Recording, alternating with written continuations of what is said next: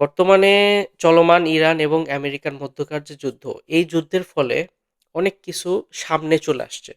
যেমন মানুষের মধ্যে কিছু ভুল ধারণা ছিল বা ধারণা সৃষ্টি করা হয়েছিল ইউএসএ এবং ইসরায়েল এদেরকে ধরা ছোঁয়া যাবে না। যেমন ইসরায়েলের আয়রন ডোম, এই আয়রন ডোম সম্পর্কে মানুষের একটি ধারণা ছিল যে ইসরায়েলকে কখনো টাচ করা সম্ভব না।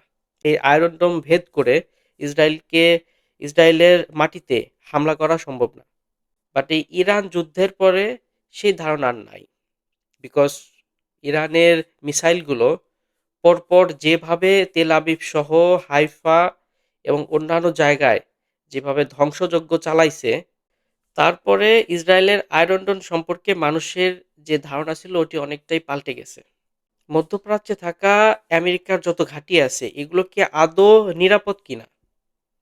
বিকজ ইরান যুদ্ধের কারণে এগুলো কিন্তু সামনে আসছে যে এই ঘাঁটিগুলোকে সহজেই কিভাবে টার্গেট করা যায়। মার্কিন যুক্তরাষ্ট্রের মিডল ইস্টে থাকা প্রায় সবগুলো ঘাঁটি ইরানের হামলার শিকার হয়েছে। এই ঘাঁটিগুলো ব্যবহার উপযোগী নাই। থেকে বড় কথা হচ্ছে যে এই ঘাঁটিতে থাকা প্রত্যেকটি প্লেন, প্রত্যেকটি এয়ারক্রাফট বা রাডার সিস্টেম ইরান কিন্তু ধ্বংস করছে। তো এতেই প্রমাণিত হয় যে এই ঘাঁটিগুলো আদৌ নিরাপদ কিনা, বা এই ঘাঁটিগুলো সম্পর্কে যে মানুষের একটি ধারণা ছিল এটি সম্পূর্ণ ভুল। এই চলমান ইরান যুদ্ধের মধ্যে মিডল ইস্টের যত আমেরিকান অ্যালাইস আছে, তেলবাস কান্ট্রিগুলো আছে, এগুলো এখন চাচ্ছে না যে তাদের দেশে মার্কিন যুক্তরাষ্ট্রের কোনো ঘাঁটি থাক। আমাদের দেশে যদি মার্কিন যুক্তরাষ্ট্রের সামরিক ঘাঁটি থাকে তাহলে কিন্তু ইরানের টার্গেটে পরিণত হব আমরা। আগামীকালকে হয়তোবা ইসলামাবাদে ডোনাল্ড ট্রাম্প এবং ইরানের মধ্যকার যে দ্বিতীয় দফা আলোচনা সেটি হবার সম্ভাবনা আছে। কতটুকু সফল হবে বা দুই দেশ একটা সিদ্ধান্তে আসতে পারবে কিনা এটা নিয়ে সন্দেহ আছে। বিকজ আমেরিকার যে শর্তগুলো, এই শর্তের তালিকা অনেক, আর কিছু শর্ত আছে যেটা খুবই অযৌক্তিক। এই শর্তগুলো ইরানের পক্ষে মানা কোনোভাবেই সম্ভব না। যেমন এই শর্তগুলোর মধ্যে যদি আমি কয়েকটা বলি, সেটা হচ্ছে যে ইরানকে পারমাণবিক কার্যক্রম সম্পূর্ণ বন্ধ করতে হবে। সেকেন্ড হচ্ছে ইরানের যে মিসাইল সিস্টেম সক্ষমতা, এটাকে কমিয়ে আনতে হবে বা পুরোপুরি বন্ধ করতে হবে। থার্ড নাম্বার হচ্ছে যেটি সব থেকে বড়, সেটি হচ্ছে যে ইরানের হাতে থাকা যে এনরিচ ইউরেনিয়াম আছে সেগুলো মার্কিন যুক্তরাষ্ট্র তাদের দেশে নিয়ে যাবে, যেটা কোয়াইট ইম্পসিবল। এই ধরনের প্রস্তাবে ইরান কখনোই রাজি হবে না। সো এটা বলাই যায় যে মধ্যপ্রাচ্যে এই যে যুদ্ধটা চলছে, মিডল ইস্ট কনফ্লিক্ট, এটা এখনই শেষ হচ্ছে না, এটা অনেক দূর পর্যন্ত যাবে। এবং ডোনাল্ড ট্রাম্পের মতো লোক যতদিন মার্কিন প্রেসিডেন্ট থাকবে ততদিন এই ধরনের কনফ্লিক্ট শেষ হবে না।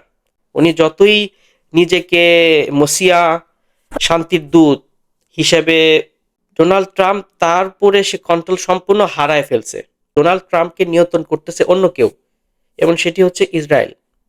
ইরান এবং ডোনাল্ড ট্রাম্পের মধ্যে যদি এই কোনো ধরনের আলোচনা, শান্তি আলোচনার ডিল না হয়, চুক্তি না হয়, তাহলে কিন্তু এই কনফ্লিক্টটা চলতেই থাকবে। তাহলে কিন্তু সামনের দিনগুলোতে খুব বেশি ১-২ দিনের মধ্যে ইরানে আবার হামলা হওয়ার সম্ভাবনা আছে।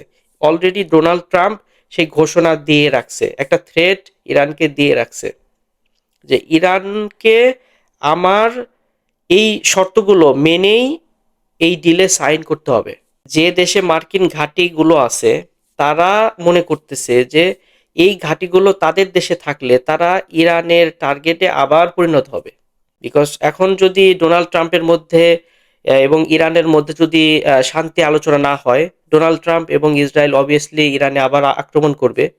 তো ইরান পাল্টা যখন আক্রমণ করবে, তার তো সেই সক্ষমতা নাই। ইরানের যে ব্যালিস্টিক মিসাইল আছে সেই মিসাইলের সক্ষমতা নাই সেটা বা আমেরিকার মাটিতে গিয়ে পড়া। ইরান যেটি করবে সেটি হচ্ছে ইরান কিন্তু মধ্যপ্রাচ্যে থাকা মার্কিন যেগুলো ঘাঁটি আছে এগুলোকে আবার টার্গেট করবে। এই টার্গেটের ফলে বড় একটা ক্ষতির সম্মুখীন হবে এই দেশগুলো, যে দেশে মার্কিন ঘাঁটিগুলো আছে, তাদের মধ্যে যে একটা ধারণা ছিল যে মার্কিন ঘাঁটি যদি আমার দেশে থাকে তাহলে আমি সেফ থাকবো যে কোনো ধরনের আক্রমণ থেকে, বা ইরানের পক্ষ থেকে যদি কোনো আক্রমণ আসে তাহলে তো আমি সেফ। বাট এই ইরানের মধ্যকার যুদ্ধ এটা প্রমাণ করছে যে মধ্যপ্রাচ্যে যত, মিডল ইস্টে যত মার্কিন ঘাঁটি আছে সেগুলো শুধু ইসরায়েলকে সেভ করার জন্য। অলরেডি ইউএই এবং কাতার, তারা সিদ্ধান্ত বা তাদের মধ্যে একটা আলোচনা চলতেছে যে তাদের দেশে থাকা মার্কিন ঘাঁটিগুলো এগুলো হয়তোবা বন্ধ করতে পারে। আর যদি বন্ধ করে তাহলে মিডল ইস্টে আমেরিকার যে প্রভাব, যে ইনফ্লুয়েন্স, সেটা কিন্তু অনেকটাই কমে আসবে এবং সেটির জন্য চীন কিন্তু প্রস্তুত।